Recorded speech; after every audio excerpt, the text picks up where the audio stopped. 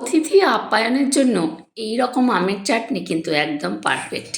এইভাবে আমের চাটনি আপনারা না রান্না করে থাকলে বা তৈরি না করে থাকলে একবার তৈরি করে দেখবেন কত টেস্টি ইয়াম্মি হয়।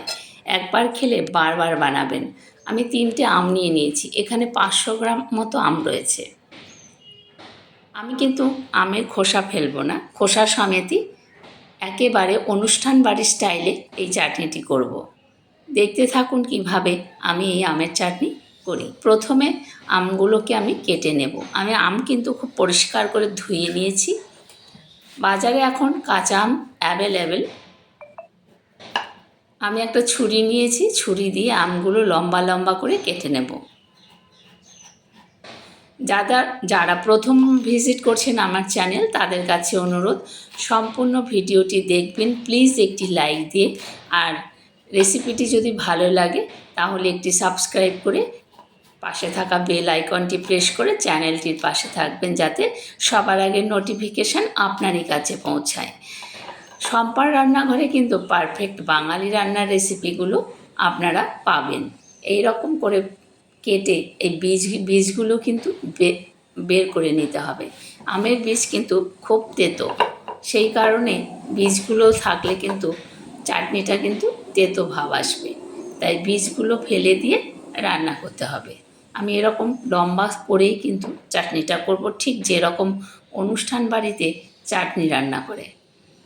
যারা এখনও পর্যন্ত এইভাবে চাটনি রান্না করতে শেখেননি, প্লিজ একবার দেখে নেবেন।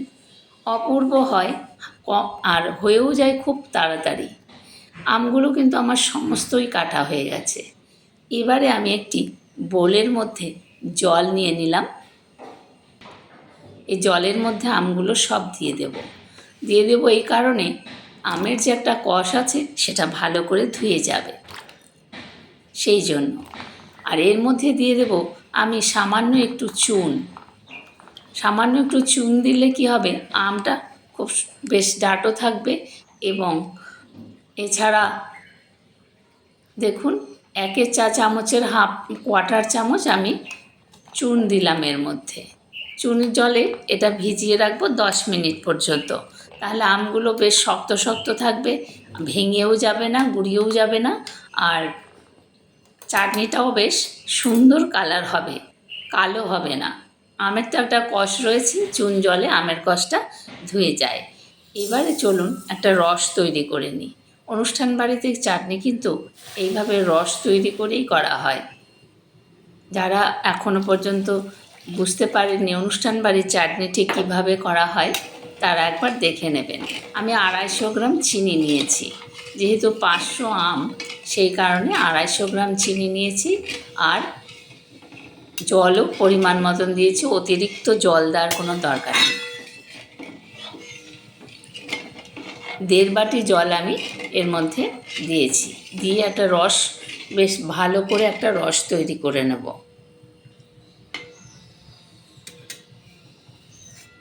এবারে রস হতে হতে আমি অন্য একটা ওভেনে বসিয়ে দিয়েছি একটা কড়াই বা ফ্রাই প্যান। এর মধ্যে জল দিয়ে দিয়েছি আর দিয়ে দেবো একটুখানি নুন। এই নুন দিয়ে আমগুলো হালকা একটু ভাপিয়ে নেব। তাহলে কি হবে, আমের যে অত্যন্ত টক ভাব সেটা তো নষ্ট হবেই, আর এছাড়া খেতেও কিন্তু অনেক ভালো হবে, হয়েও যাবে তাড়াতাড়ি। এই যে চুনের মধ্যে ভিজিয়ে রেখেছিলাম, সেটি বলতে কিন্তু আমি ভুলে গেছি। অফ ক্যামেরাতে আমি কিন্তু 5 থেকে 6 বার এই আমগুলো পরে আবার ধুয়ে নিয়েছি। 5 থেকে 6 বার ধুয়ে নিয়েছি, তার মানে চুন জলে ভেজানোর পরে, চুন জলটা ফেলে দিয়ে একটু ঢাকা দিয়ে দিলাম। ফুটে উঠলেই, মানে 60% মতো আমগুলো আমি সেদ্ধ করে নেব। অতিরিক্ত সেদ্ধ করার কোনো দরকার নেই, জাস্ট একটু বলক আসলেই আমগুলো কিন্তু আমি তুলে নেব ঠান্ডা জলের মধ্যে। ঠান্ডা জলের মধ্যে নিলে কি হবে, আমগুলো ওভার কুক হয়ে যাবে না। আর যদি আমি এমনি রেখে দিই, তাহলে ওভার কুক হয়ে যাওয়ার একটা সম্ভাবনা থাকবে। ভালো করে একটা বলক আসলে কিন্তু আমগুলো আমি তুলে নেব। হয়ে গেছে, আমি গ্যাস অফ করে দিয়েছি। এবারে কিন্তু আমি একটা ঠান্ডা জল নিয়েছি বোলের মধ্যে, সেই ঠান্ডা জলের মধ্যে কিন্তু আমগুলো আমি এক এক করে দিয়ে দিচ্ছি।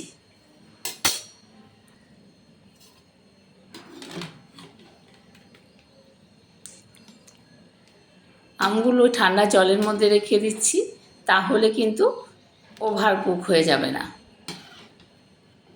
তারপর জল ঝরিয়ে রান্নাটি করব।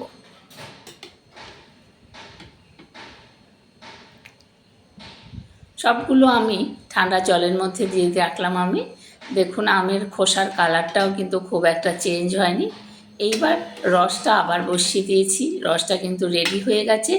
এর মধ্যে এবার জল ঝরিয়ে আমগুলো রসের মধ্যে দেব। এবার আমগুলো দিয়ে দিচ্ছি এর মধ্যে। আমি কিন্তু আর ঢাকনা কোনো ব্যবহার করব না, ঢাকা দেওয়ার কোনো দরকার নেই। ফুটতে ফুটতেই চাটনি রেডি হয়ে যাবে অটোমেটিক। মিষ্টির মধ্যেও দিলেও আম কিন্তু সেদ্ধই হয়ে যায়, আম কিন্তু কখনো শক্ত থাকে না।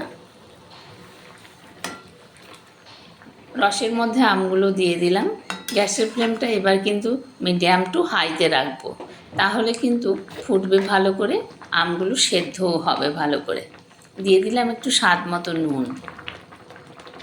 নুন কিন্তু অতিরিক্ত দেবেন না, এটা কিন্তু মিষ্টি চাটনি হয়। অনুষ্ঠান বাড়িতে সাধারণত চাটনিটা মিষ্টির ভাগটা বেশি থাকে, টকের ভাগটা একটু কম থাকে।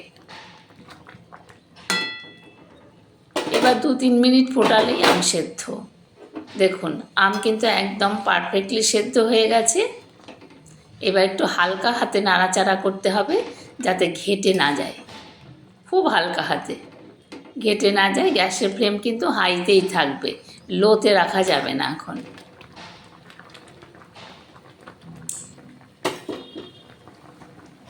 ফুটতে শুরু করে দিয়েছে খুব ভালোভাবে।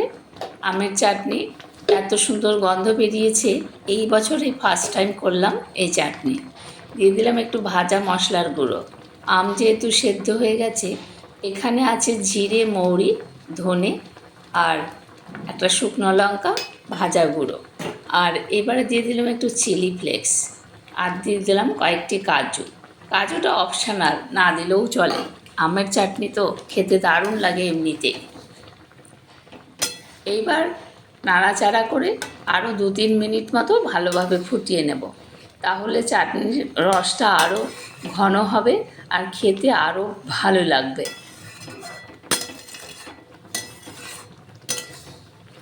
খুব হালকা হাতে নাড়াচাড়া করতে হবে যাতে আমগুলো ঘেটে না যায়, পুরো গোটা গোটা থাকে। দেখুন কত সুন্দর হয়েছে আমের চাটনি। প্রত্যেকটা আম কিন্তু গোটাই রয়েছে। একটা সার্ভিং বোল নিয়েছি, এর মধ্যে আমি আপনাদের সার্ভ করে দেখাচ্ছি যে আমের চাটনি কেমন হয়েছে। দেখুন কত সুন্দর গোটা রয়েছে আমগুলো, যেমন দেখতে তেমন কিন্তু সুস্বাদু, দারুণ সুন্দর স্মেল বেরিয়েছে এই আমের চাটনি থেকে। আমের চাটনি আমরা প্রত্যেকে খেতে ভালোবাসি, কারণ আমের চাটনি দেখলে সবারই লোভ হয়। আমের চাটনি কেউ আমরা ফেলতে চাই না, এতটাই ভালো লাগে। সব সময় খাই, তবুও আমের চাটনি একটা আলাদা মর্যাদা আমের চাটনির। দেখুন কত সুন্দর চাটনি হয়ে গেছে। আপনারাও বাড়িতে এইভাবে একবার আমের চাটনি তৈরি করে খেয়ে দেখবেন, দেখবেন প্রত্যেকে ভালো লাগবে। বাড়িতে কোনো অনুষ্ঠান হলে, ছোটোখাটো অনুষ্ঠান বা বড় অনুষ্ঠানে যদি চাটনি করেন, এইভাবে একবার চাটনি তৈরি করে দেখবেন তো, দেখবেন সকলের ভালো লাগবে। এতটাই টেস্টি হয় এই আমের চাটনি।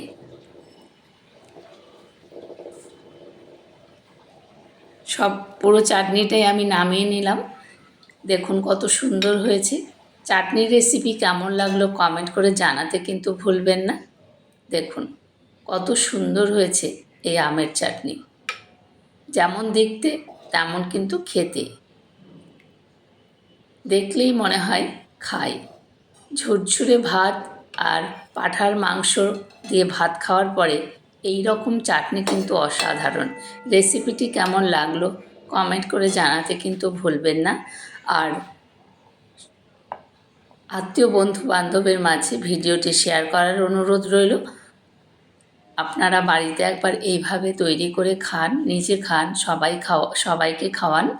ছোটোখাটো বড় যে কোনো অনুষ্ঠানে এইরকমভাবে রান্না করুন, দেখবেন প্রত্যেকের ভালো লাগবে। সকলকে অনেক ভালোবাসা, অনেক ধন্যবাদ সাথে থাকার জন্য। আবার দেখা হবে পরের রেসিপিতে। ভালো থাকবেন সকলে।